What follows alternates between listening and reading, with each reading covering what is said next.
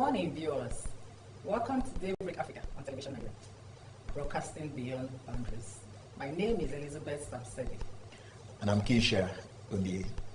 It's our pleasure to welcome you to the brand new edition today, and we shall be looking, specifically today, we shall be looking at INEC, the Independent National Electoral Commission. We know that it's election year, it's an electionary year, it's politics from now till February 2023, when the general elections shall hold. So it's not going to be over exaggerated if much more we talk about the elections, and you cannot talk about elections without INEC, the Independent National Electoral Commission. They have come a long way, and even the president, Mr. President, has promised Nigerians that we are going to have a very fair, free and fair election in the upcoming general elections in 2023, and all eyes are on the Independent National Electoral Commission. You will agree with me that over the years they have had a lot of challenges in their process of trying to make elections free and fair. And it may interest you to know that they have come a long way. Do you know that the commission has been in existence even before independence? It's been in existence as far back as 1958, thereabouts, when it was named the Electoral Commission of Nigeria, the ECN. From Electoral Commission of Nigeria, ECN, it became FEC, Federal Electoral Commission. From FED it became FEDECO. From FEDECO it became NECON, that's National Electoral Commission of Nigeria. From NECON it became the Independent National Electoral Commission. So we shall be looking deep into the INEC and the expectations, what Nigerians are expecting from them come 2023 general elections. And let's not forget that over the years there's been a lot of grievances from politicians, from political parties, and parties here and there on the lapses that they have had as a commission over the election. We are going to look to find out how well they have improved over the years. Have they improved or have they decreased? Do the people have trust in them right now? Keisha, what do you think? Do you think Nigerians have a lot of confidence in INEC in the forthcoming elections? Well, Lisbeth, I don't really know the opinion of Nigerians regarding the forthcoming election, because that is going to be very important. We have 108 days, 8 days to the election, and this election is very important to everyone, right. Because it's going to determine the next Nigeria that we'll have, the next country we'll have. Right. If it's going to be good, if it's going to be, whatever it is, this is going to determine what becomes of Nigeria. Yeah. So on that note, we're looking forward to, I'm speaking for Nigerians now, right. We're looking forward to seeing INEC coming out to be, assume the power, given to them by the Constitution.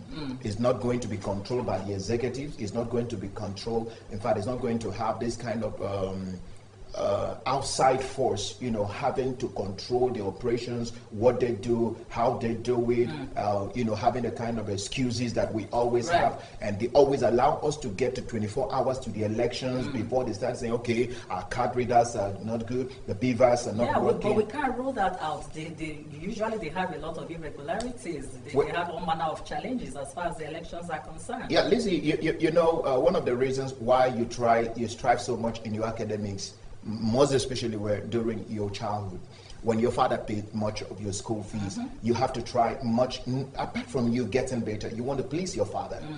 Nigerians have spent so much. Right. For example, let's keep the 20 officers that had issues during the flood. Let's leave that aside. Let's look at the budget. 355 billion.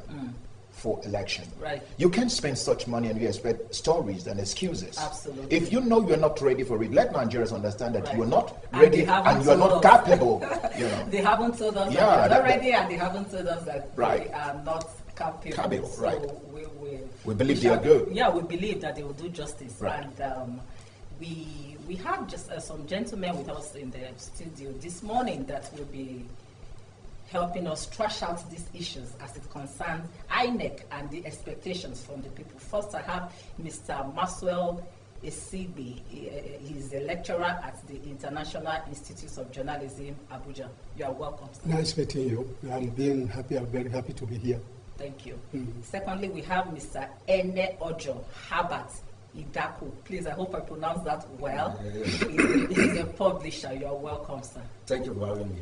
Okay, so first we're going to go into the dailies, and when we at this segment we shall be looking at the dailies, and the gentleman will be joining us in analyzing today's dailies. Afterwards, we'll take a short break and come back and go into our topic of discussion today, INEC and public expectations. So, the first, what do we have for the first review this morning? Well, we have just a few papers here this morning, and before we get to the papers, we saw some stories looking at the field aspect of it. We keep on talking about that every day. Yeah. And I'm just thinking that it's time for Nigerians to speak again and ask Nigerians, ask the leaders what is happening.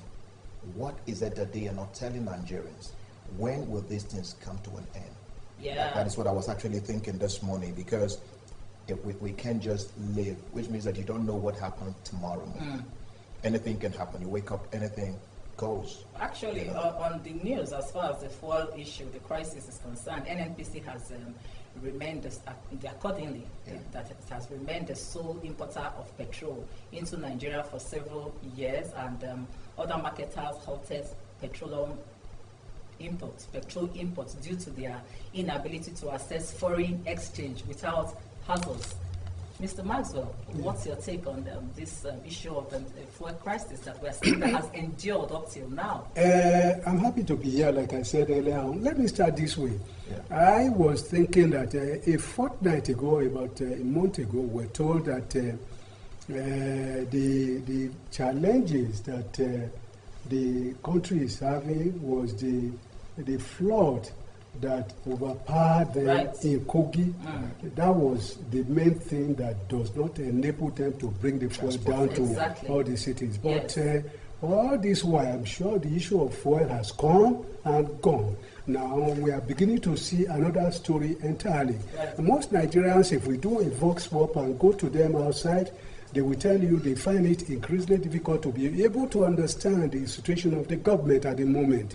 And nobody has actually come out to tell us exactly what the true position of things are.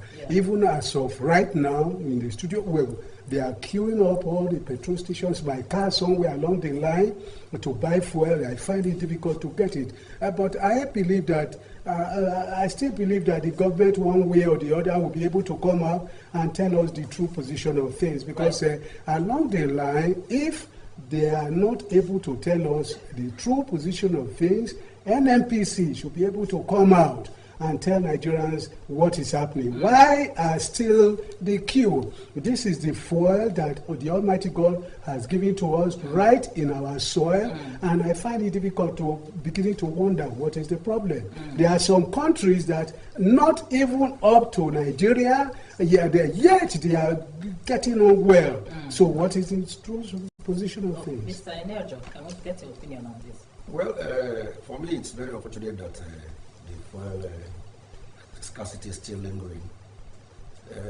Every government has responsibility to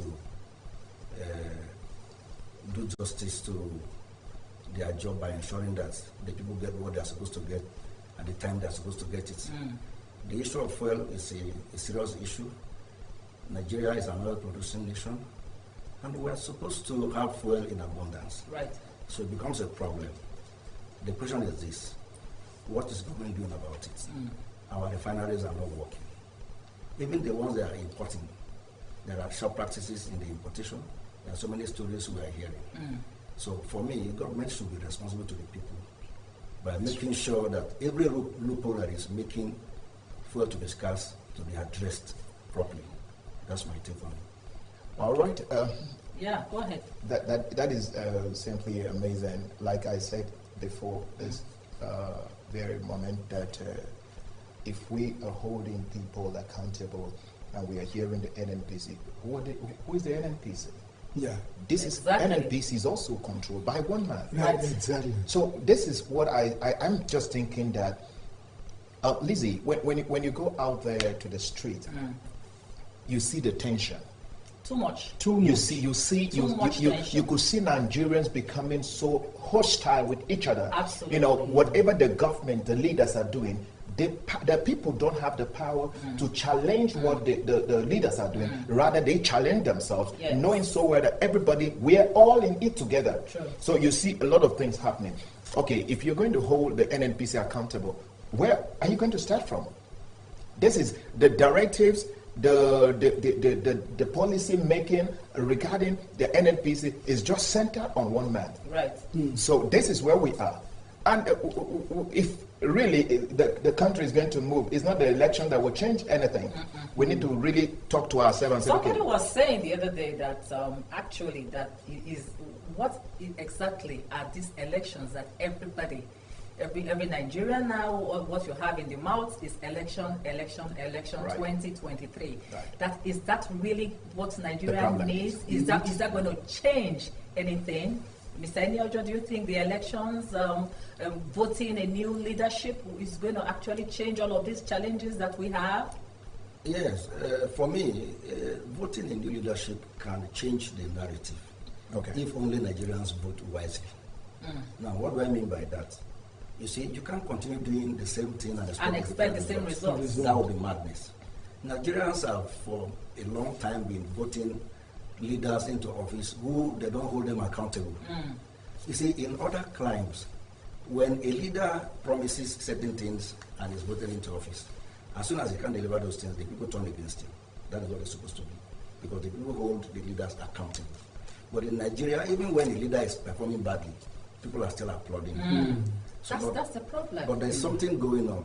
There is a quiet revolution taking place in Nigeria today. People are beginning to come to that understanding that leaders should be held accountable. People are beginning to feel that there is need for change in the way things are done. Positive change. Exactly. People are beginning to feel that a better Nigeria is possible. True and mass. Yes, and that is why the next election is going to be a deciding event for the future of Nigeria. Yes. Yeah, okay. A lot of people have also predicted that it will either make or mar Nigeria. Yes. Guys, quickly want to come here that you don't build mansion, you build people.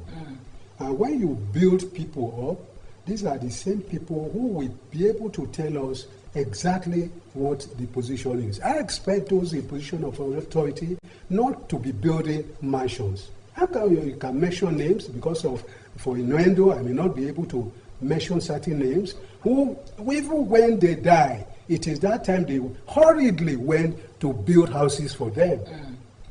But today, people are building houses, mansions, instead of building people up that will be able to look at challenges that the situation of this great country have.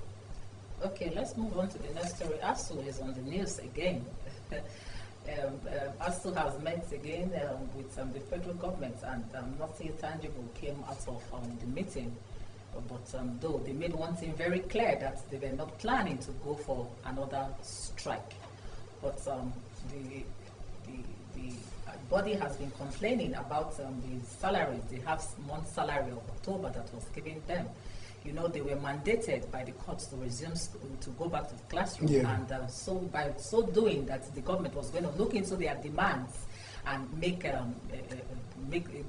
possible all that they had demanded for. So they have, according to them, they have played their parts, and they are now waiting for the government to play theirs, which has always been a reoccurring. This has always been a reoccurring of the same, like, you know, going back and forth with, you know, the story between ASU and the federal government. According to them, they play their part, and the government never fulfills its part of the bargain. Here we are again with ASU, this time around, dragging on payments, half payments of salaries. And somebody was saying to me this morning while I was discussing this topic that is there really a law generally that by the government that says that when a strike is embarked upon, that there will be no salaries paid?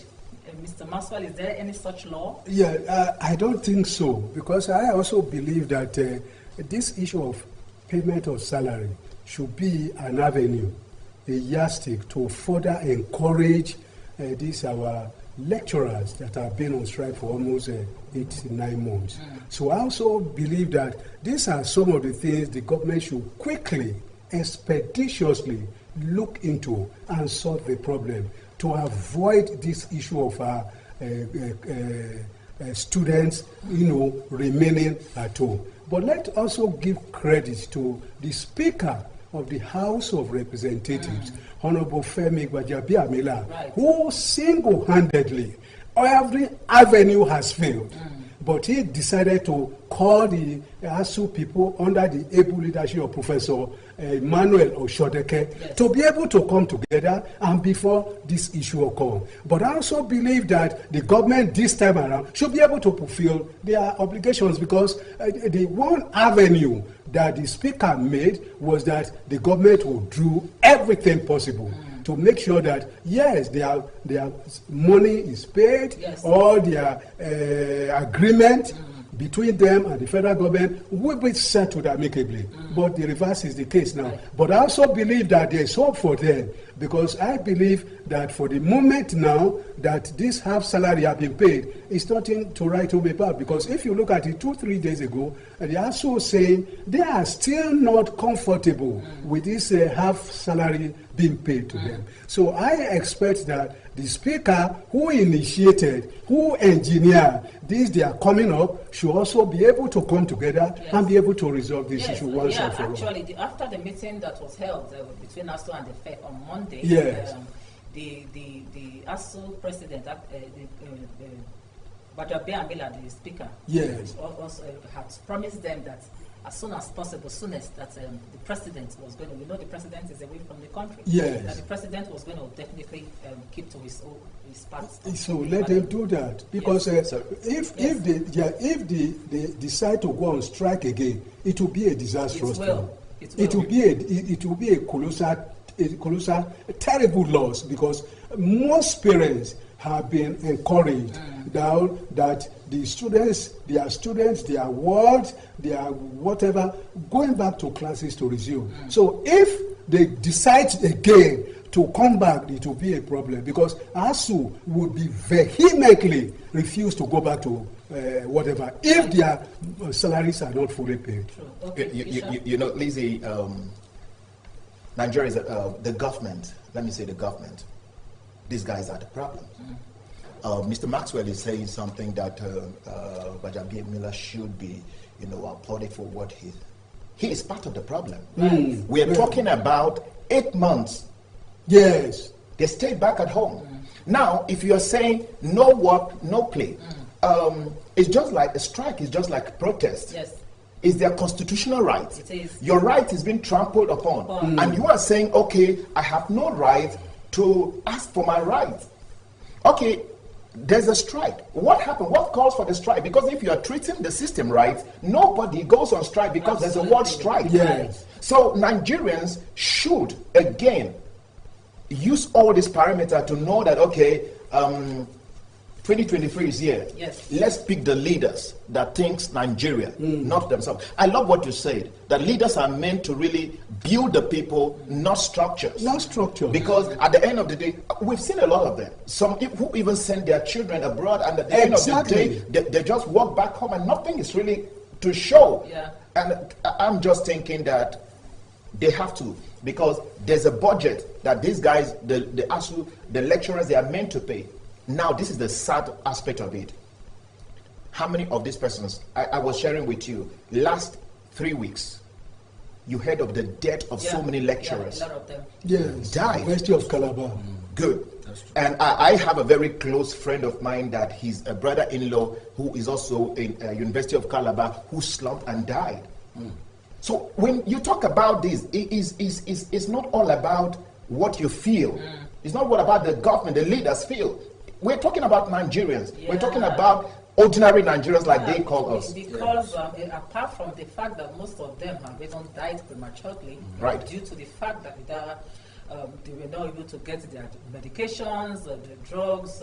They have bills to pay. They have accumulated bills. They have children that are in school. They have house rent to pay and maintenance of their families. So, Lizzie, you can imagine. Today on the just is a bit different. Yes. You can imagine having children. You can cater for your children. Do you know what you'll be to your kids? That is the most heartbreaking thing ever. It's unimaginable. So think of the fact that this is what most of them are going through as parents, as husbands, heads of the family. Right. You can provide. Oh my goodness. Mr. Enioja, you want to say something about ASU and the government? Yes. I actually believe the government for paying that half salary. And my reason is this. Every industrial environment is characterized by conflicts and resolutions. Right. And for resolutions to happen, there is the negotiating table where both parties can resolve. Have to give up certain things for an amicable resolution. Right. I believe that on the part of government is not holding on to their promises. And for me, that's not integrity. When you have an agreement with somebody, you're supposed to keep your part of that agreement. What ASU is demanding is not just for themselves alone. It's also for the betterment of the university system. Yes. The university system is a microcosm of a larger society, and it's supposed to be an independent organization. And government is dabbling too much into what they do, especially in terms of funding. For instance, I've never been comfortable with pulling their salaries to the federal government, to the federal level here, the IPs or whatever. IPPI. I've never been comfortable with it. They should decide. The VC and the chancellor are like the heads of the government of that place. Sure. It's a small country. That's what it is crafted to be. And for me, if there's an agreement, keep your part of that agreement. If you're not able ready to keep your part, you must be able to give in to an extent. Let it be a win-win situation. Now, ASU has returned back to school. Pay them their salaries. Yes. When you refuse to pay them their salaries, you are simply trying to crush them. And when you crush them, you are simply saying that there shouldn't be any room to check your own excesses. Right. Government does not want people to check it. Labor unions are out to check excesses of government and organizations in case they are oppressing the workers. But when you try to shut them down, you are simply saying, whatever we do to you, don't complain at all. That for me is not the best. So let's move forward. Well, we also have a lead story, another story here that has to do with the court evict EFCC chairman for contempt of court. This is also a very wonderful story. This morning, I just look at some of the stories, the narratives. I told myself I like the way the game. I love the games that are playing out when it has to do with all the stories. Yeah. So I love the stories that are playing out. Who is the EFCC chairman? Who is he working for? Is he working for Nigerians? What has he done so far? What is the law? What is the constitutional right of his operation?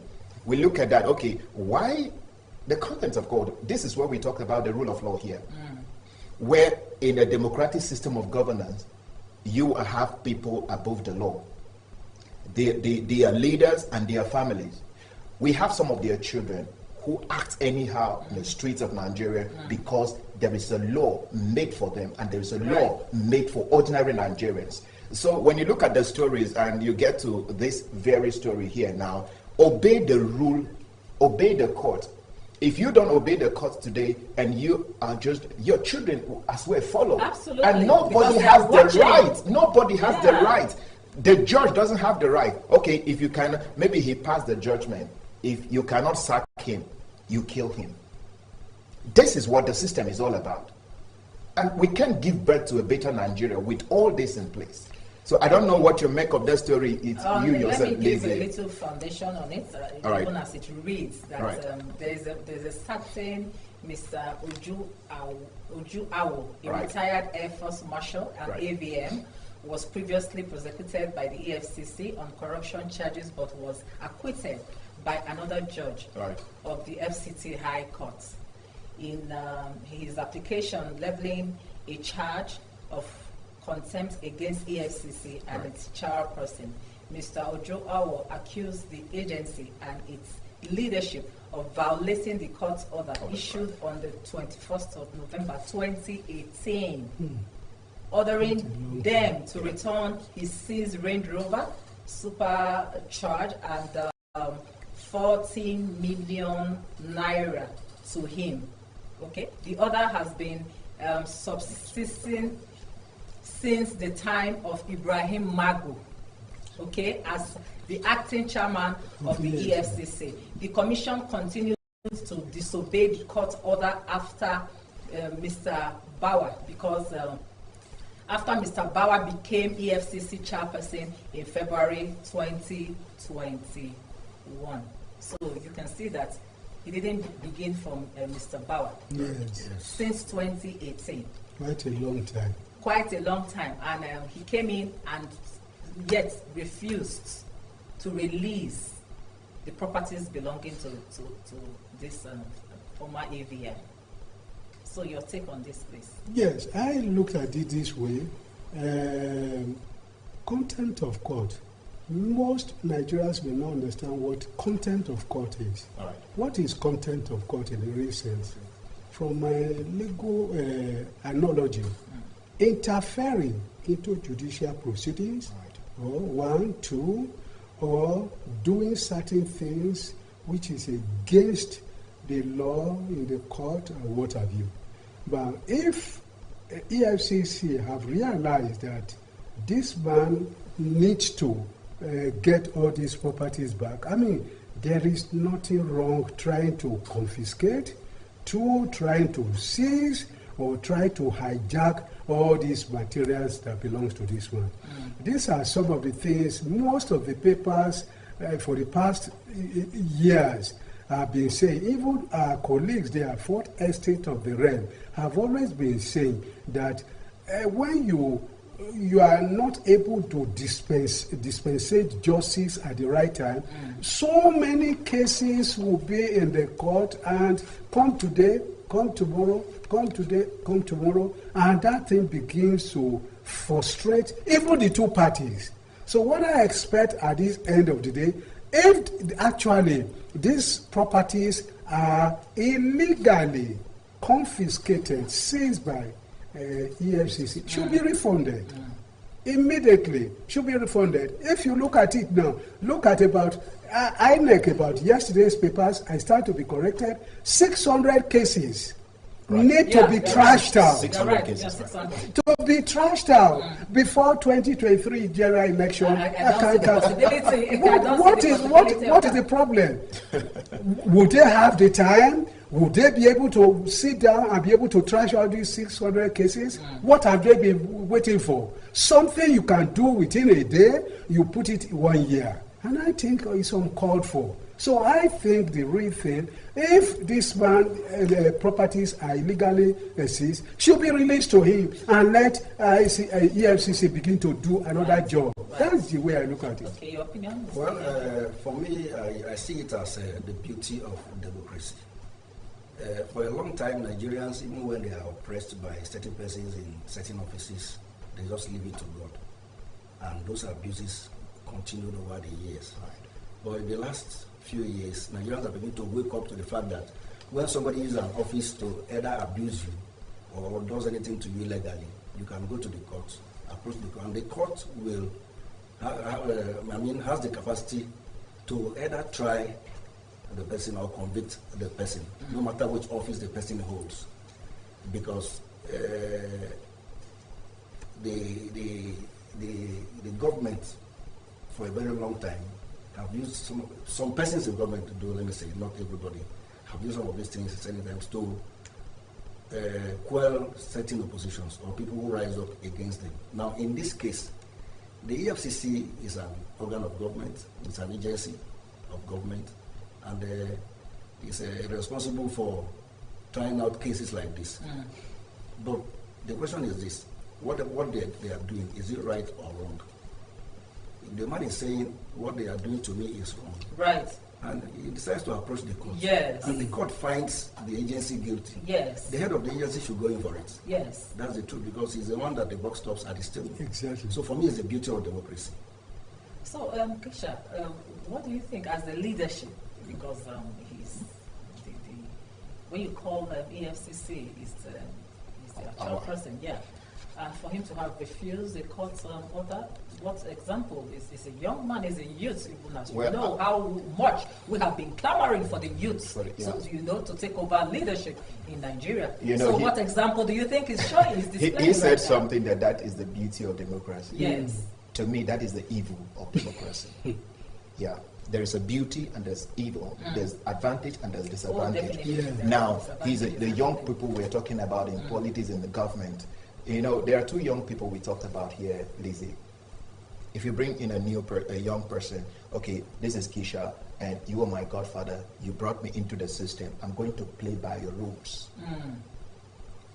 Set aside the conduct, whatever the rules and regulation of that organization is. I set it aside. Right. I get my directives from you. What you said, do, I do. What you say, don't, I don't. You don't. So there's a drummer somewhere. So this young guy, who is the EFCC chairman, is dancing to the person playing the drums.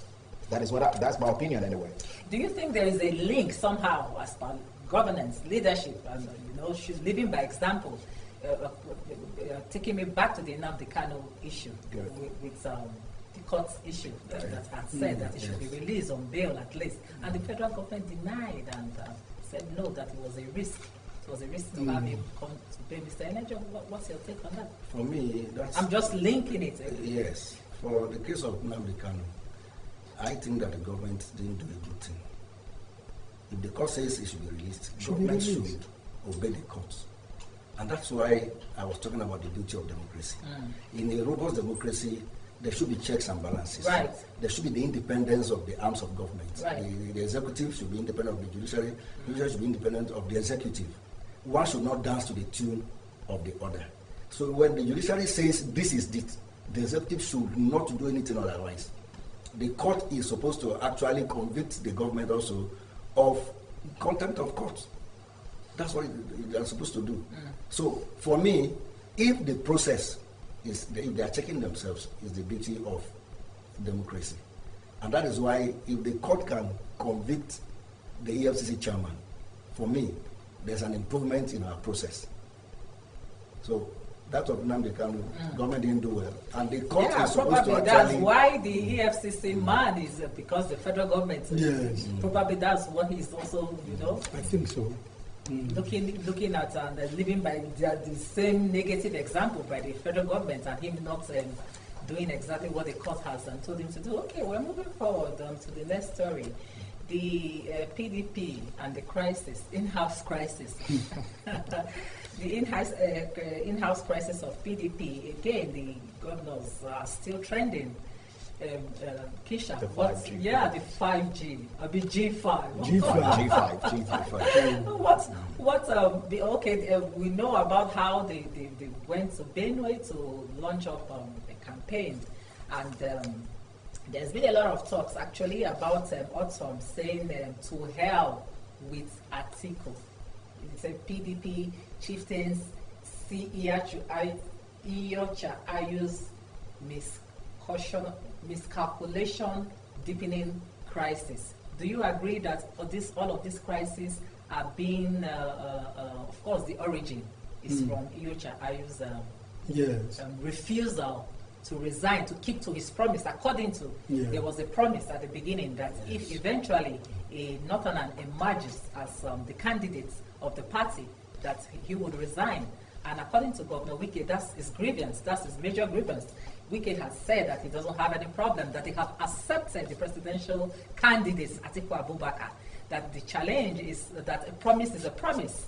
It's almost like a mantra these days. A promise is a promise, that he should keep to his promise of resigning. But again, we would ask, is this a right time for a party chairman to resign when the elections are just around the corner, Mr. Maxwell? At all. This is not the time. Apart from the issue of Iyocha Ayu, being the crisis in the PDP.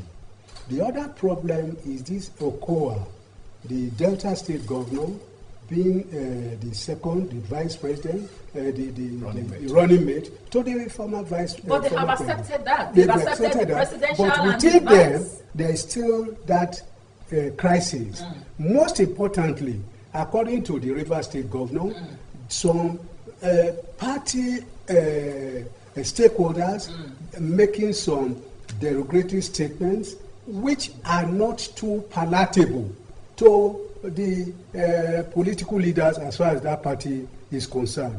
Even up to yesterday, if you have gone through the papers yesterday, the Rivers State governor made it abundantly clear that it is now clear that they will not agree with Atiku. So I looked at it. This is not the time, like I've always been having this policy in mind. This is not the time to start fighting within themselves in the pages of our newspapers. Rather, I believe that this should be something that can be ironed out within your own domain there. But it is an electionary. Okay. Most people are expecting a campaign. Yes. What do you want to sell to Nigeria? Manifesto. Exactly. What do you want to sell? So many Nigerians are earnestly looking for good roads, good water supply, housing, and yet we are not focusing attention on the issues. These are some of the things. Quote, Governor Otton. He said, some people are blackmailing me for calling on Ayu to resign. Yes, because I can't betray Governor Wike. He was the one who supported Ayu to emerge as the national chairman. You see what I've just said? Yeah, so it would amount to betrayal if Ayu redeems on his promise and expects me to support him because he is a Benue man. Otton stressed that Wike has no problem with Benue people and is only fighting for equity and justice. He said 18 people were killed in the Guma Council last week. That's some part of Benue State by a herdsman trying to take over Benue land. Yet some people want him to keep quiet. Very quickly, as we round up this segment, Mr. INEC. Yes, honestly, I've told people several times that you can't rule out ethnicity, religion, and regional politics from Nigeria. Not yet. We're not mature for it. Not yet. Not yet. Over time, that might happen. And this is what is breeding this atmosphere of mutual distrust among the various regions and ethnic groups. And if there is that distrust, there is the need to have equity and fairness in positions, in the sharing formula for positions. Yes, the national chairman is from the north. The flag bearer is from the north. If the SAPT is saying, give us the national chairman, it becomes on a right-thinking person to quickly do an in-house reorganization, do an extraordinary convention, and reshuffle the system, and let somebody emerge from the south. They would have done that a long time before now, but they held on to it. And I will not blame the south if they say they are not comfortable with both coming from the north, because there is this distrust in Nigerian politics. We cannot hide from that fact. And so for me, the issue of Ayu refusing to resign is the actual problem. And I will not even say that it's Ayu himself. I am very sure that if His Excellency Atiku Abubakar tells Ayu, please, for this project, for us to win this election, please resign. Let's put the former vice president has made his point clear that he doesn't intend to do that. Exactly. Yes. If he had done that before now, this problem would have been solved. He said he has moved on. But because he's even not, without the vice governors. He's not willing to do that. Ayu has remained where he has been.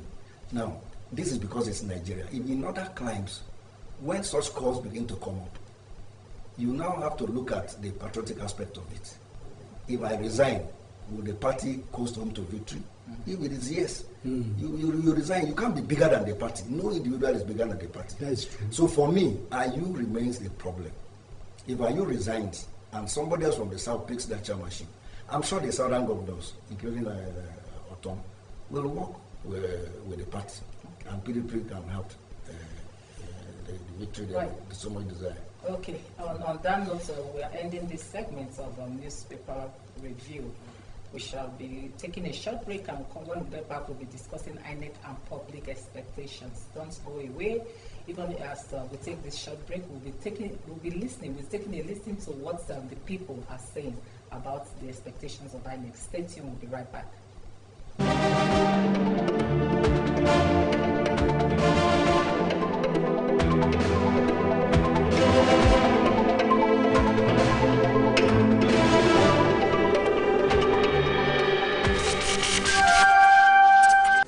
Good day, viewers. We are out again on the street from Television Nigeria to get the views of Nigerians about INEC and public expectations. Stay tuned. Let's hear what they have to say. Beauty Akbarido. My expectation from INEC is to do more. But what they did in Osun, I think they have tried, because we didn't even expect from them the way they make the election successful, transparent, and fair election. I think they should keep it up. They tried, and I hope they will still try more for this presidential election. That's my take. Every situation depends on the civil populace and INEC. And who is INEC? INEC belongs to the members of the civil population. Okay? So now the regime has contained from 1999 the members of the uniform, the military. We have not had coup attempt in this country since 1999. So we give kudos to the military. So will INEC do what the military has done? Since 1999 up to date, we have not had military overthrow. Even that the country is biting everybody too difficult right now. People are shitting up, people cannot pay their house bills, people cannot fix their cars. Look at us in the fuel queue. Do we need to stay here? We don't need to stay 5 hours waiting for fuel. That the crude oil is a blessing to this nation. Our refineries, people are earning salary for over 35 years without refining one single product. So how did we get the change? God cannot come. Allah and God cannot descend from heaven to come and effect the change. The change behoves on the civil populace, me, you, and I. Hey. So INEC is the engine house to tell us where we are going in the next. There is November, we got December right there on stall, we got January to follow, February joins, March, April, before the election have been concluded. That's from now to then, we have about 4 months to go for the election, okay? So INEC, we are begging them to do the needful to turn this country around, because they have the key now. It's not about money. Thank you very much.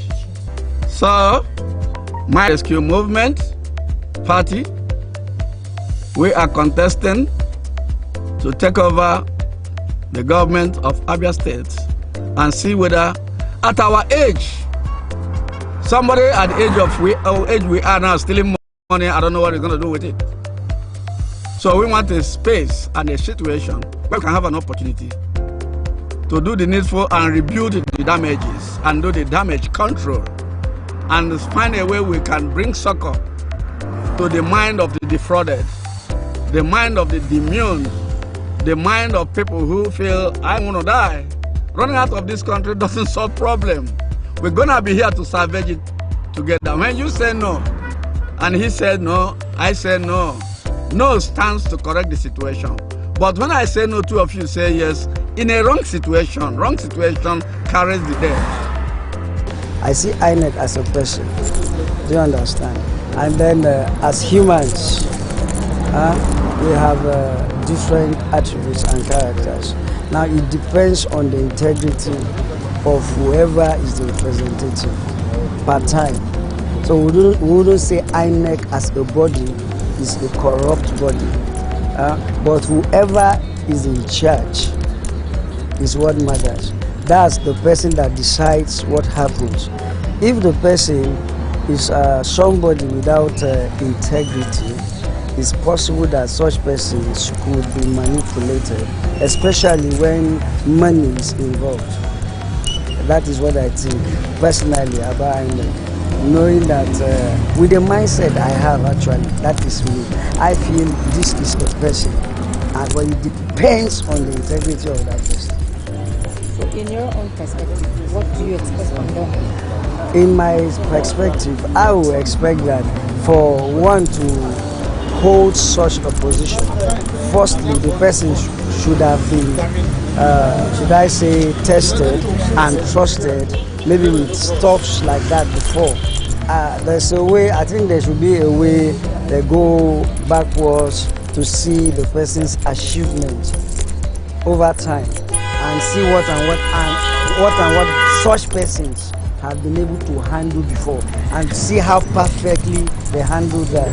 You understand what I'm talking about? So if that is looked into before the selection was made, whoever is there now, it means, if you ask me, they'll tell you the person is already tested and trusted, and that's why the person is there. So with this mindset, I would expect that the coming election is going to be fair, as in free. That's what I expect.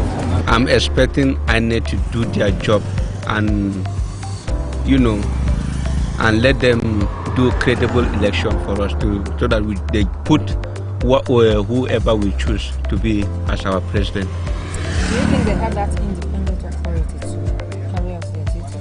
Oh, I don't know, because there is nothing is working in Nigeria anyway. I don't know. We just believe in God. Whatever they decide, whatever they do, we just pray that God should intervene for us. Well, we've heard the voices of the people saying that the well-being of the masses may be trampled upon if INEC refuses to do their bidding. We therefore appeal to the Independent National Electoral Commission, INEC, to please be the confidence of the people indeed and remain true to their promises. Beauty Akbari reporting from Television Nigeria. Do have a good day.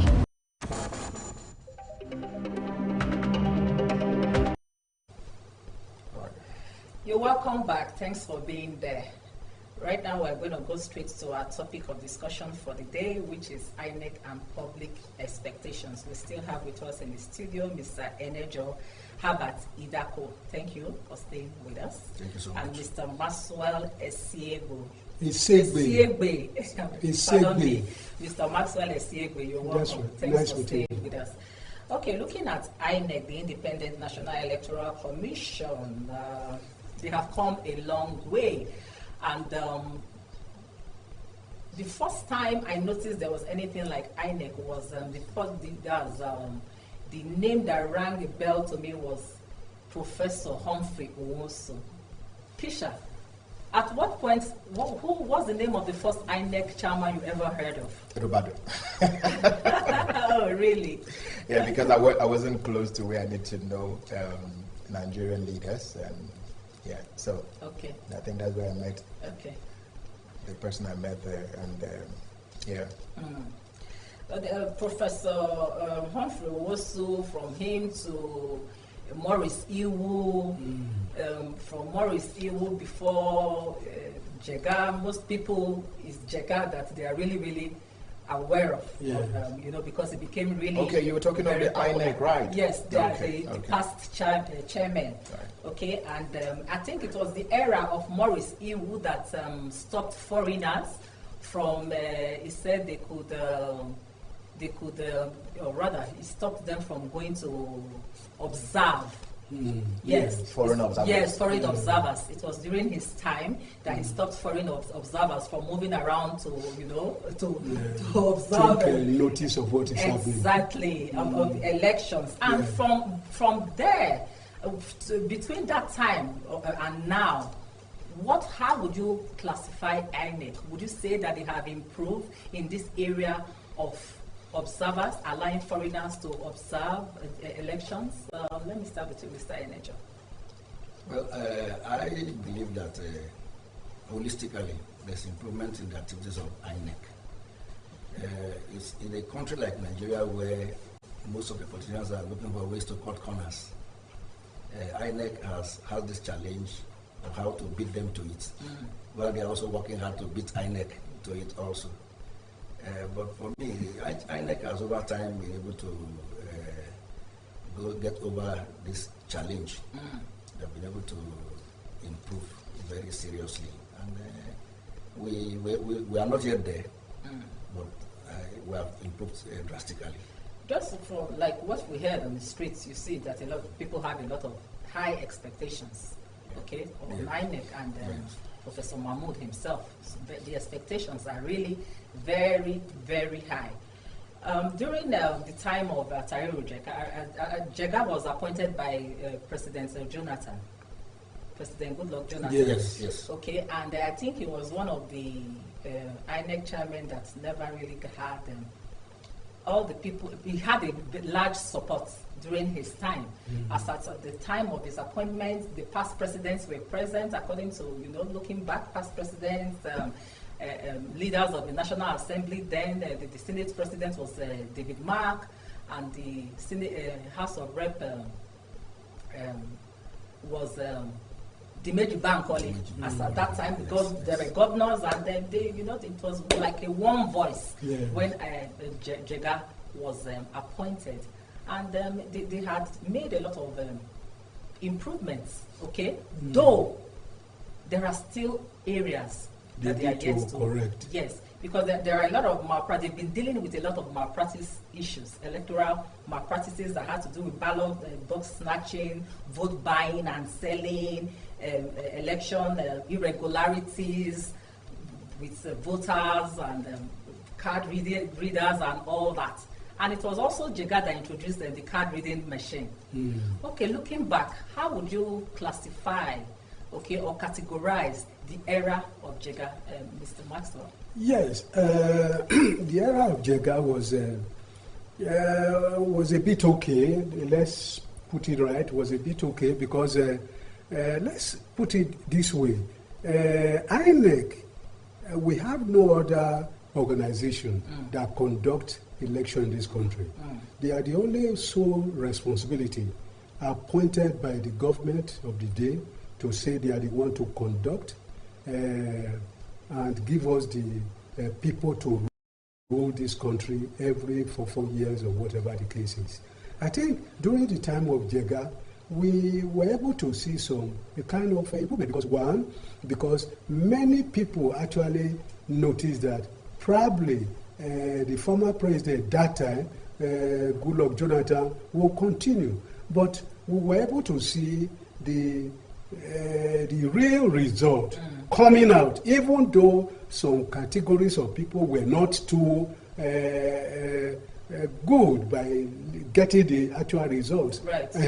And secondly, like my colleague have rightly said, I think we have improved too. INEC have improved because this time around, they are going to be electronically used by which other countries, which we have not been using before. We are hoping so. We're hoping so. Yes, it has been on the papers, and he has come out with his mouth to tell us that electronically it will be used this time around. Right. And this is the first time they will be introducing such a thing in this country, which means there will be no problem of leakages, and there will be no problem of people trying to rig election here and there, carrying ballot boxes from one state, from one city to another. So I think they have improved. And most importantly, we can say that most Nigerians are eyeing, looking forward that there must be changes this time around.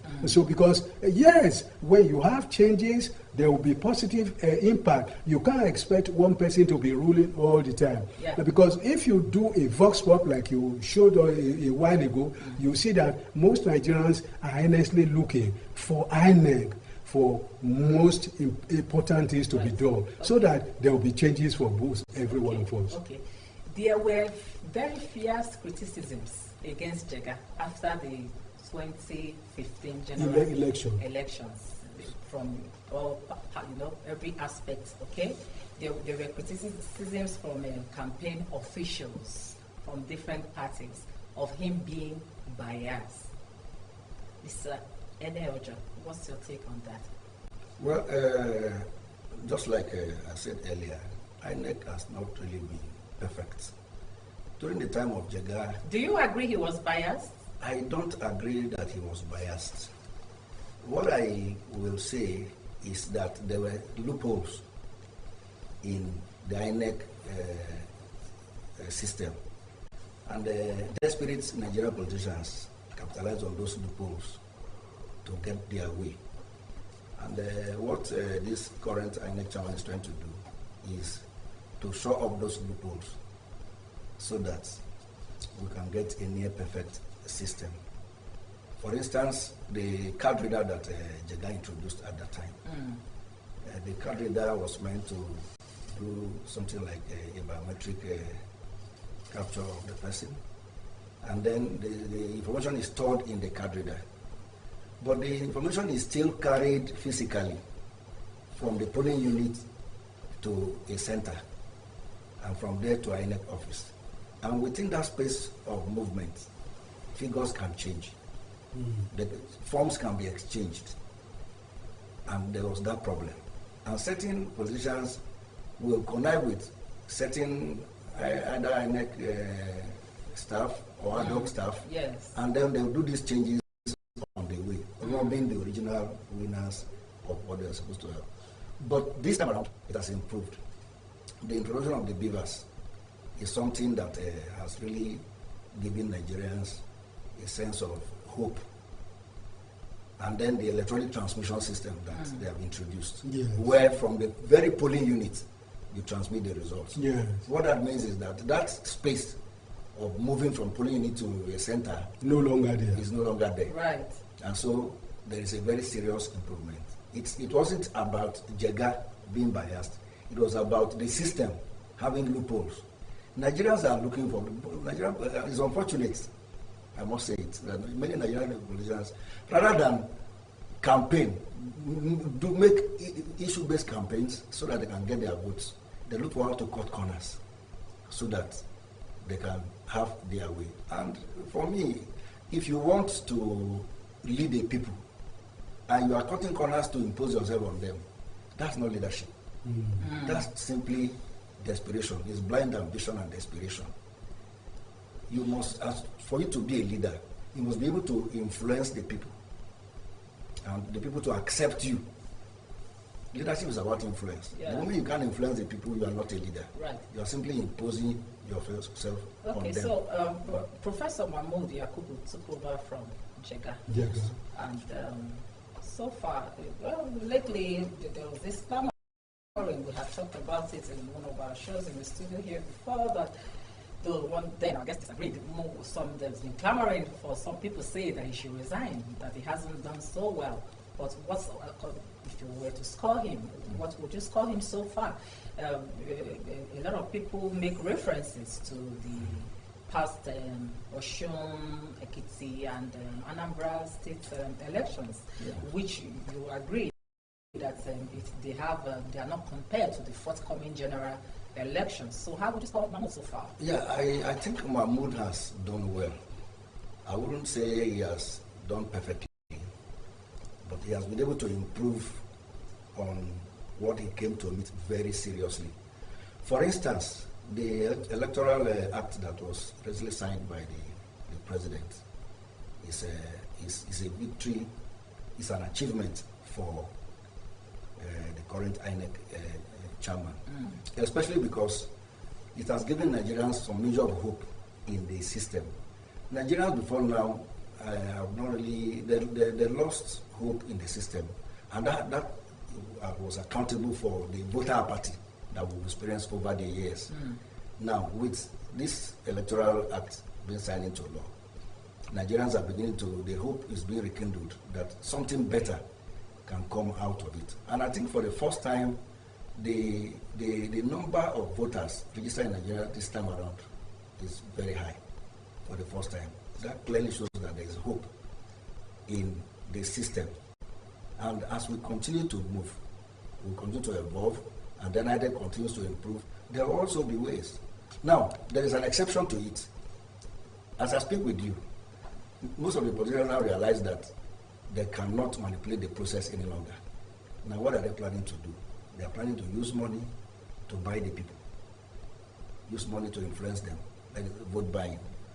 Some other ones are also planning to create crisis in certain polling units where they might not be winning. Because when they create crisis in those units and people run away, there might be no election there, and then it becomes an advantage for them. So that area also requires improvement. That is talking about security. Yeah. There is a need to actually show up the polling units with enough security. Right. So Kisha, yesterday we spoke extensively on vote buying, so I didn't want us to really, which of course is one of the major challenges that INEC has. So today, because we spoke extensively on it yesterday, I didn't want us to really dwell on it today. But Kisha, what's your opinion about him? Mr. INEC just mentioned the fact that more people this year, a lot of people had on record. There are more people that have registered, to get their voters card to vote, carry out their franchise. Lizzie, while he was talking, you made a statement regarding the improvement. The INEC, so far, they have the system that is going to help Nigerians. But one of the challenges I have personally with the INEC is not just the INEC, federal government or Nigerians. We saw the system working out there in other countries. And whenever it's been copied to Nigeria, it looks as if we are manipulators of it. We remember how they congratulate the INEC during the card readers machines introduced into the system. But later on, when it was implemented, that we have to use them in Nigeria, you started hearing stories like there's no light to make you, the went off, the battery went off. That became an avenue for them to drop the system. Now we are talking about beavers. Do you know, now that we introduce beavers, everyone is happy that, the system is going to work well. The same people, they are also understudying beavers. What can we do to stop it from working? Exactly.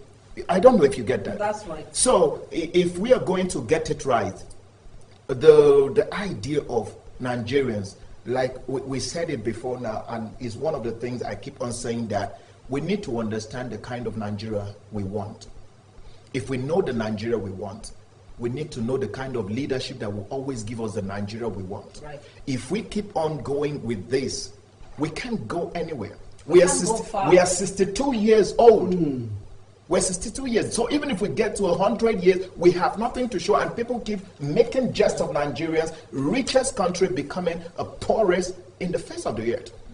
So I'm just thinking that we also need to educate Nigerians and let Nigerians understand what it's all about, and you talked about what he mentioned regarding, we talked about it yesterday, and of course, vote buying is something that we need. But one of the advice I want to give to the INEC or every Nigerian is that INEC should be able to know, we have journalists that are not ready to compromise the system. Can we work with these people? Have undercover journalists that will be trained within or outside the country to say, this time we are ready to change the narratives of Nigeria.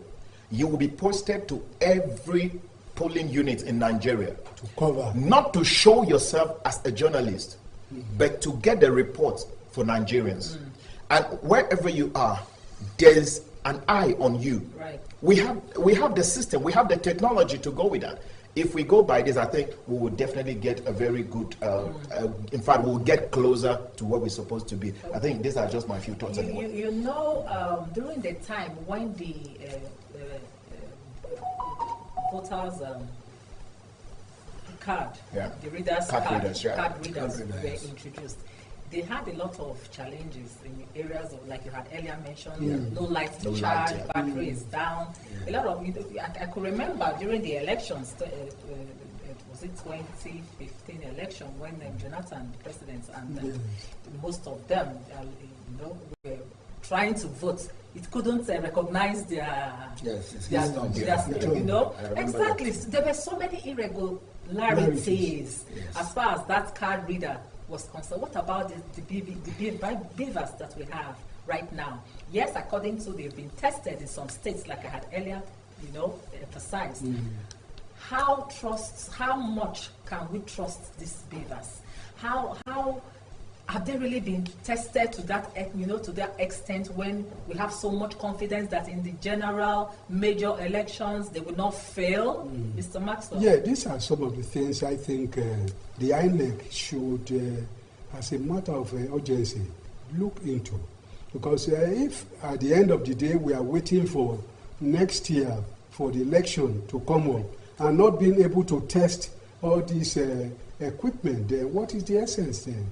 I think most of these INEC officials, I'm sure they are watching this program, not only this program, they are reading papers, they are seeing what their colleagues are writing. They should be able to go through all these papers and make an amendment. For instance, the issue of, remember when this electoral act, before it was signed, the INEC chairman, Mahmoud, Yakubu was shouting that without the president signing this electoral act, then what is our hope for the INEC activities, the timetable set up for the election? Eventually, the president decided to amend, append signatures on these things, and then the timetable was able to formalized by INEC. So what I'm saying in essence is that then INEC should be able to take the bull by the horn. All this equipment, they should be tested and see whether it's working or not. We should not wait for fire brigade approach before we start making all these issues out before the election. So I expect that elections, in less than 3-4 months from now, yes, elections, we expect them find out what the experience like, what is the further solutions, and then be letting us know in front pages of the papers, do a documentary to show us that, yes, these things, Nigerians, we are ready for this election. It's not fire brigade approach. All right, so before we go on a short break, Lizzie, you talked about when you were asking, looking back to Jega and Mahmoud. During Jega, there was this freedom. They recognized the powers of the INEC, and the 10 executive gave them their right without interference. So that was Jega's time. But looking back to where we are, we have people who say, okay, yeah, it's the same powers, it's the same constitution, but the issue is how, what is the influence of the executives with the INEC at this time where we are? So are they still having the freedom without interference from the executive? Because this time around the system, this administration specifically, they have this kind of veto power over all the organs of government. Where you get to the executive, the judiciary, they don't have what it takes. Exactly. In other words, you're trying to say how independent. How independent the where. That should be where we resume. When we come back. All right, so we'll be going on a short break. Going on this short break, we'll be joining Chinwe Osasagu for AM News. Don't go away. We'll be back shortly. Television Nigerian is one of the leading giants in Nigeria's digital broadcasting. We deliver quality productions to clients from all sectors of life. We are experts in program streaming, event coverage, news reporting, adverts, documentaries, personality profiling, skits, and jingles. You can advertise now on Television Nigerian network platforms or sponsor programs like The Patriot, Spectacle, Business Daily, Security Dossier, and other programs. To publicize your business from ground state to the zenith, we have the capacity to introduce, promote, and publicize your businesses to increase patronage. We associate with quality to attract clients like you. Television Nigerian is your media solution.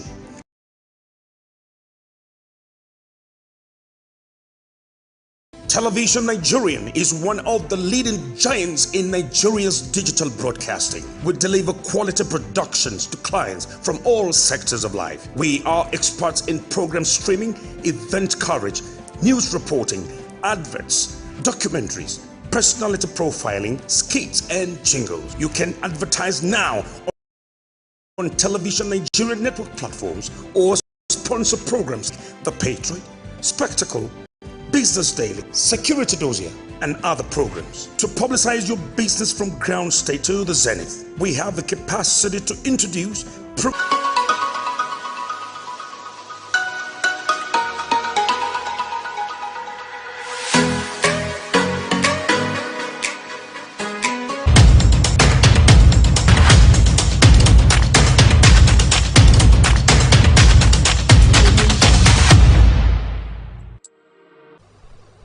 Hello and thanks for joining us on the AN News this morning on Television Nigerian.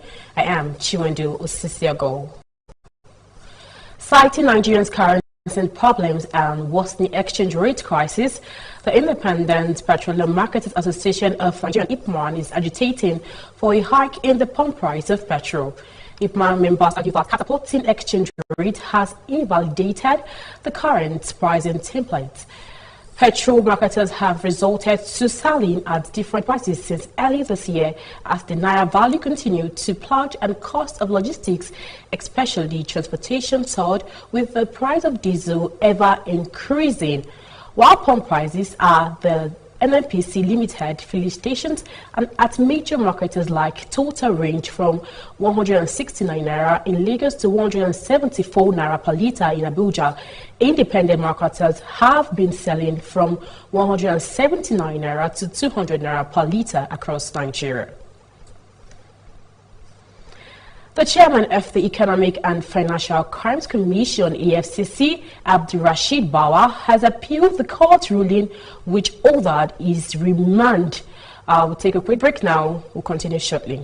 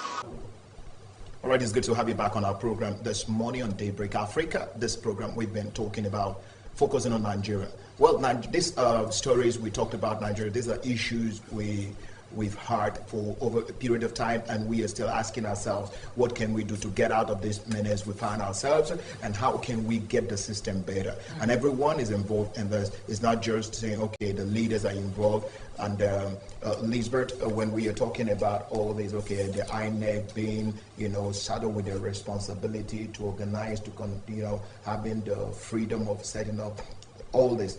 What happened to the party, the faithfuls, the loyalists to all these politicians, the supporters? Because when they hear us communicating, you see supporters out of control. A politician is in Abuja, and maybe you get to a place like Cross River State, you see supporters fighting and killing everywhere because of a supporter who lives in Abuja. So this is also the challenge as we're getting ready for the definitely, we cannot rule out the aftermath, the violence, aftermath of the elections. When there are bound to be winners, and there are bound to be losers. everybody cannot win at the same time. That's right. Yeah. Okay, and when whoever it is that you are supporting loses, you obviously you wished that person was going to, be the winner and win. And when they lose, there are people frown and argue, fight, go to tribunals, just like you had earlier mentioned, have over 600 cases. Cases, and the INEC has over 600 cases they are yet, to handle. And Lizzie, that is also a problem because that is also a problem. We are waiting for the election that is going to decide the future of Nigeria. Exactly. So you can imagine how many cases that will be coming all over the country. Already, only the PDP, the kind of trouble they are having. Yeah. Now, I think that this weekend also we are having a Kwankwaso coming up for another debate, the town hall meeting, and we're looking up the story. This morning he had come out to say that his candidacy is not by do or die, it's by fair. Good. Yeah. So you could see different people. Now the question we should ask ourselves as we're getting ready for this election is, how far, how well, how good have you been for the past 8 years? What do you want for the next administration? Exactly. What do you want to get from them? You want to get the food you eat today? Or are you thinking about your children? Right. They don't think about us. They don't think about the ordinary Nigerians. They think about themselves and their immediate family. So you want to continue voting for people who think about themselves and their family, or you want to change. So that should give it's about time we put credibility. This reminds me of politicians, defecting from one party to another. Yeah. My question I always ask is, when you are defecting from one party to another, do you also carry along with you those initially who were behind you along to that party? These are some of the things we need to really look at. At times they go, there are how many can they? When they go over with 200-300 people, depending on how influential you are. Exactly. The other thing I want to make mention is this issue of winning and losing is like running a race. Right. You can't expect everybody to win. Absolutely. There must be spirit of sportsmanship. Yeah. Right. You lose gallantly. Right. You win gallantly. So we should try to, in less than few months from now, the election proper will take place. Let's be using this medium and other areas. Be telling these politicians it's not do or die affair. When you lose, try to encourage that one that have won and be able to move the party and the country forward. This is the way I look at it. Let me ask a very quick question. I have been observed. I don't know. My observation may be wrong. So that's why I'm sharing it, so that you can, share your views with me and our viewers. I think the campaigns are kind of like slow this period, or is it that it's not yet time? I'm not. By now, I thought even less jingles. I thought, what's going on? And I learned that PDP has issues, fundraising issues, or thereabouts. Well, I haven't really confirmed that, but I heard something of that nature. Why are they not? It's not running. It may not be. I'm sorry. Yes, it may not be unconnected with this issue of crisis within the party not being resolved. This is one. Party crisis. Yes, not being resolved. Secondly, it may not be unconnected with fund availability of making funds, to run this race. Because about 2 weeks ago, some parties were saying that I think it was either an INEC or one party was telling them that de-emphasize this issue of a billboard. And some parties were saying that it's too costly for them to handle. So they cannot go into a billboard. So these are some of the things that are making. Personally, I have observed that 4 years ago, we see this time around, we see most streets, people will carry vehicles here, there, noise, here and there, bands, and whatever. But these things are conspicuously absent. They are absent. And what I see, what I have been seeing it's this, probably it's a new method, Kisha, of campaigns, million man march, 2 million march, and all that. Even yesterday in Ogun State, there was a million man march for Bola Ahmed Tinubu of the APC. Well, Lizzie, in Ogun State, before you come in, I was going to say something. There are two things for me. There are two things regarding the campaign, why the campaigns are not. The first aspect of it is that some of these political parties or party leaders believe that they have the position they are vying for already. I don't know if you get me. So anybody who is like they feel they are popular already. They feel so that, they need to do. And secondly, they feel that. Secondly, they feel that no matter what the public says, they have made up their mind, and they have the connections. They have the money to give. But like the other time, the other time you listen to where this other man says something. He say, "We'll speak the language they understand. We'll give them money." Some they keep their money to give. Secondly, Nigerians also, they are ready for that election because it's going to determine the future, the destiny of other Nigerians. Good. So no matter how much you're going to put in for your campaign, Nigerians are waiting anxiously to vote the man they know that this man is going to be the president of the country, not the president of a particular ethnic group or a class of people. It's been a class. It's been ethnicity. But this time around from 2023, that is what most Nigerians are looking out for. Well, let's get to hear his own view anyway. Well, there are issues actually. Right. Let's look at some of the parties. The ruling party, for instance, they have been having a crisis within the party, certain disagreements on who should be where and what. But I thought that has been resolved. Yes. Within them, there's still some. There are still internal wranglings that are going on. That's one. Number two, for me as an individual, as a Nigerian, the question is this: what does the ruling party have to advertise for Nigerians to vote their candidate this time around? That's very important. It's very, very important. And they are aware, even though they may not admit openly, that they don't have much to show for the campaigns. That's number one. Number two, there are issues around the candidature of Ahmed Bola Tinubu. A lot of issues.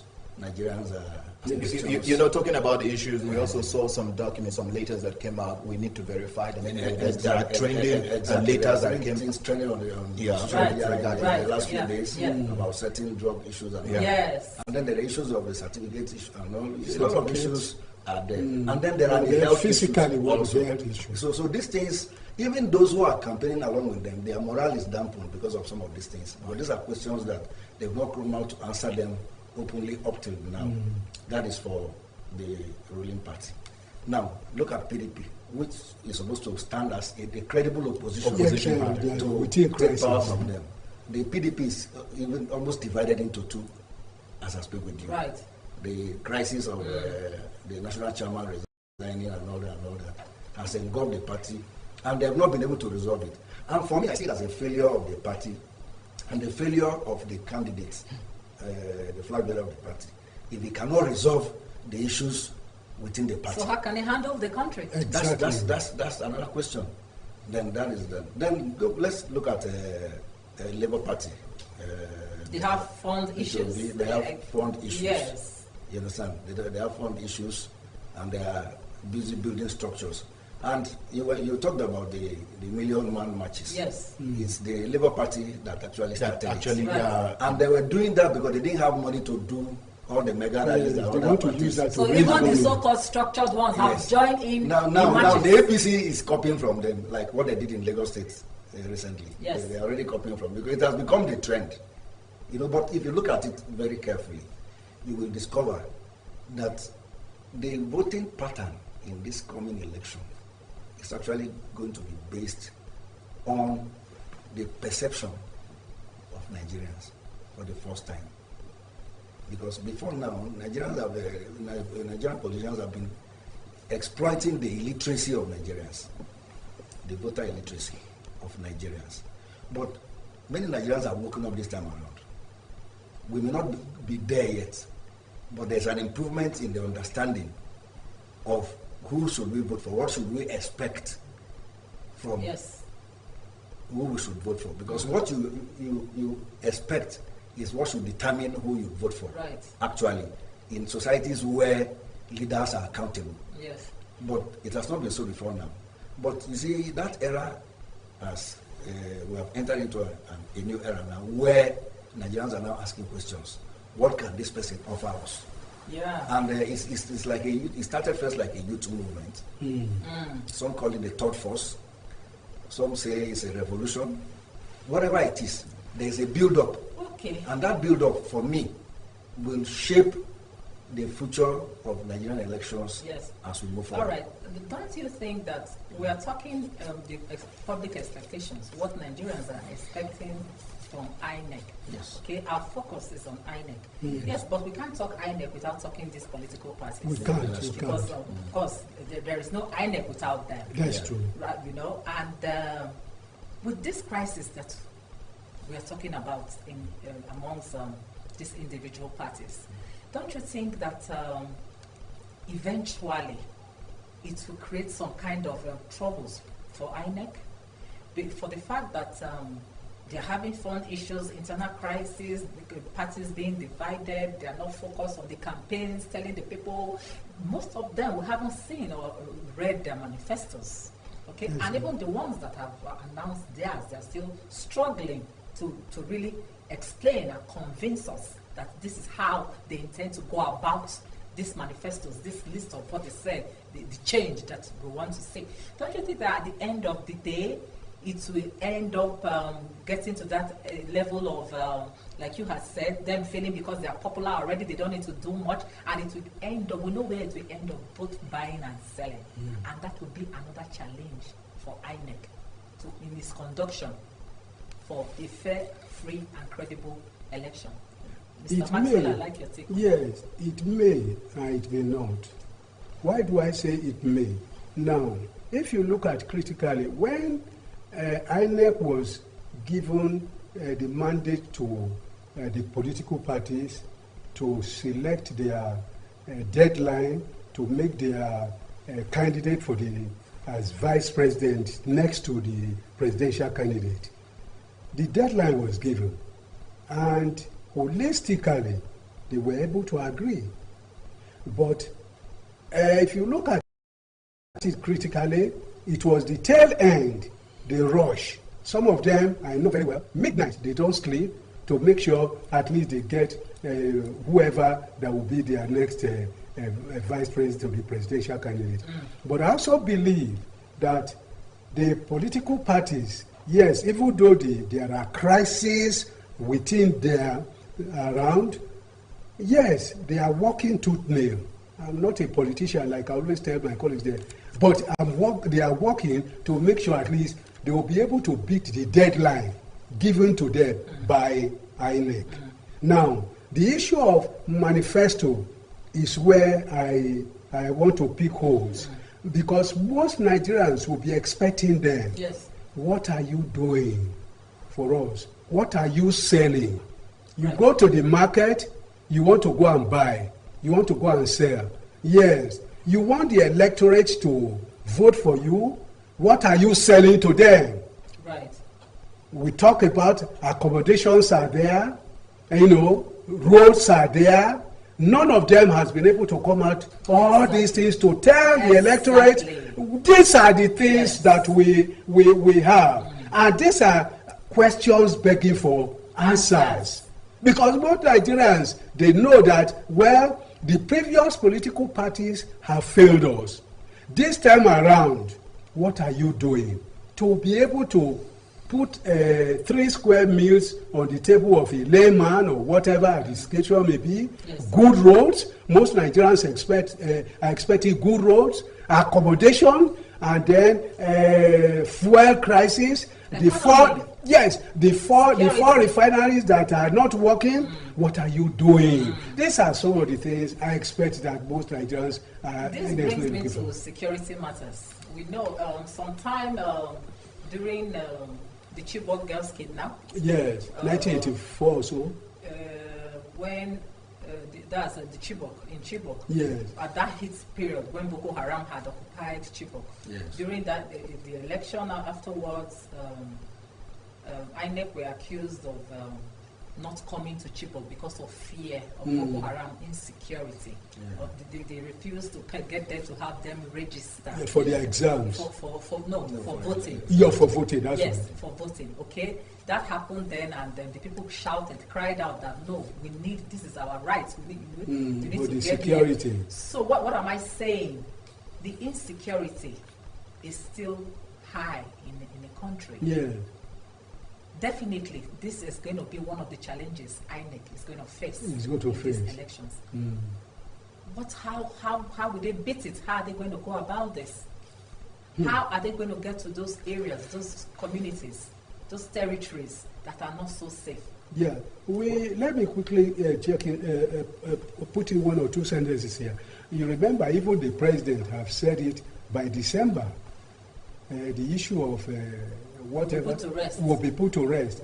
We are hoping, and with what we are seeing on the ground, gradually the security challenges, whatever. What do they call them? Those security who are supposed to wipe away all this insurgency. Gradually, we're beginning to see some appreciable impact. We see that. Have we? Yeah, we're beginning in front of the papers. You said something. You said by December. The president said by December. Yes. What happened? This thing will be a thing of the past. It will be a thing of the past. That is what we are coming from. We are coming from. Yes. Sorry, just a minute, please, before the break. When we come, we can pick on break. We are coming from 8 years. We're talking about 8 years. 8 years. For 8 years, you haven't done anything. They are saying December. This is where we are going to, and you are telling us what month. From there after okay, let's go. See how you come. Viewers, please stay tuned. Don't go away. We'll be right back after this short break. Television Nigerian is one of the leading giants in Nigeria's digital broadcasting. We deliver quality productions to clients from all sectors of life. We are experts in program streaming, event coverage, news reporting, adverts, documentaries, personality profiling, skits, and jingles. You can advertise now on Television Nigerian network platforms or sponsor programs like The Patriot, Spectacle, Business Daily, Security Dossier, and other programs. To publicize your business from ground state to the zenith, we have the capacity to introduce, promote, and... You're welcome back. Thank you, Mr. Maxwell and Mr. INEC, for staying with us. And thank you, viewers, for staying tuned. Okay, we're rounding up now, and we were talking just before the break. Kisha. First, I was just looking at some of the statements coming from our political leaders. I don't know if the leaders actually know the people they are addressing. We're talking about a place where you have senior advocates of Nigerians, doctors, lecturers, well-educated, learned Nigerians, and you keep on saying things that you can't say to children. I mean, you've used 8 years without accomplishing anything, and you are telling Nigerians that, okay, by December... That's your opinion, Kisha, that they haven't accomplished anything, because no. They have a long list of their accomplishments. Yes. I'm just talking about the security. But you know what happens? As I'm talking to you, you understand we are communicating, right? Right. I have seen some of these leaders in the ruling party that when they are talking even on TV, they are not sure. They are not communicating. They are not sure of their achievement. You just see someone comes on air and just said, okay, saying it with a doubt in his face. I don't know if you understand, but we're waiting to see what the magic they can actually do to get to where they want to be by December. But let's look at that, the INEC we're talking about. First of all, I may not have an opportunity to say it because I just want to mention, first of all, the core values of the INEC. They talk about autonomy. They talk about integrity. They talk about transparency. They talk about credibility. Right. They talk about different dedication and the rest of other stories. Yes. Then I also want to let you understand this, that one of the provisions, the powers given to the INEC is, first of all, to arrange for how different political parties are being run. They need to know what happens in every political party, including including the finances of that political party, which means that the power is given to them to make sure that things are done correctly in the political party. And if it's not, they also own the right, the Constitution has given them the right to say, okay, this political party, based on this, you cannot go further. You cannot be in existence. You cannot be in existence, or you cannot project a candidate for the next election. Exactly. So these are the things we actually feel that, okay, we also need to look at. Yeah, but so I want us to throw a little light on these challenges of insecurity they're going to have. Because we have insecurity amongst us, there is no doubt about that. No doubt about and they are definitely going to come across challenges of insecurity. Yes. So how would they go about it? Let's quickly look at one of the statements credited to the president about a fortnight ago, I believe 4 or 3 weeks ago, when he said he came out openly and said to say they have done well. You heard that? That also includes the issue of security and whatever. But I look at it from this way. I've always been saying that, yes, it is not the ideal thing for those there to tell the citizenry that they have done well. It is left for the citizenry to say, well, those in position of authority that have governed us for the past 8 years, they have done well or they have not done well. So when you look at this, then the security, the INEC has a bit of work to do at the end of the day. Because if the president has come to say by December all these things, and we are still seeing some issues of insecurity here and there, then it means the INEC has a lot of things to be done. Probably the other thing is that the elections may not hold in some areas. Okay, another aspect I want us to look at. This is the way I look at it. Let's not forget, okay, you have Mr. Enejo, you want to say something about that? Yes. Okay. The issue of security. Okay. It's a very serious one. It is. Now, any election, no matter how credible the process is, that lacks security, you can't say it's credible. Right, it can't be successful. It makes the credibility deficient. Absolutely. Yes. Now, the greatest challenge that we have in Nigerian elections is that of security. Because most of the politicians, they engage hoodlums, pay them money to disrupt certain places that they are not having advantage. And that has been a very, very thorny issue. Yes. And I think that INEC will need to sit up in that area very seriously. Why? Because with the introduction of the beavers, Nigerians are beginning to have hope in the system. And having that hope means there will be mass turnout. And if there is mass turnout, and then certain hoodlums come to a polling unit to disrupt the process, that will amount to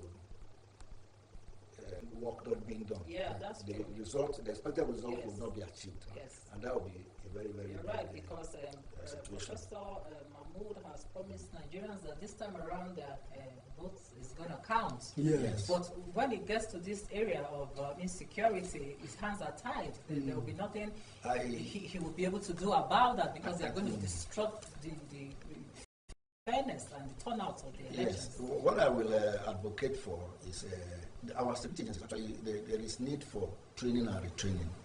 There is need for a reorientation. You see, the security agencies are supposed to be impartial. In election observers now, or whatever. Yeah. Their role there is to ensure that there is peace and security. Right. That is supposed to be their role.